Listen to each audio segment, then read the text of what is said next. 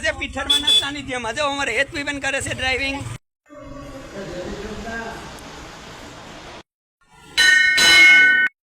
આ અમારા હર્ષુભાઈ અમારી સાથે આવ્યા છે, પિન્ટુભાઈ આવ્યા છે।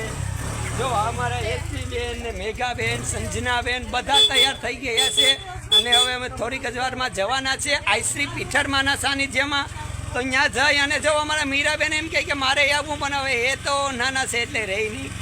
તો હવે અમે જઈ રહ્યા છે, હમણાં જ પીઠરમાના દર્શન થોડીક જ વારમાં તમને કરાવશું। જય માતા જય દેવલમાં। આજે અમે જો ઉપર ચડી રહ્યા છીએ આઈશ્રી પીઠરમાના સાનિધ્યમાં।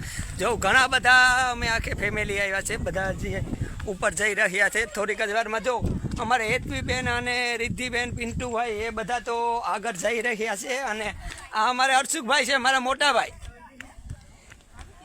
જો પાછળ આવે છે અમારે મેઘાબેન, સંજનાબેન, જો બધા લોકો આવી રહ્યા છે અહીંયા પીઠરમાના સાનિધ્યમાં। અત્યારે અમે જઈ રહ્યા છે।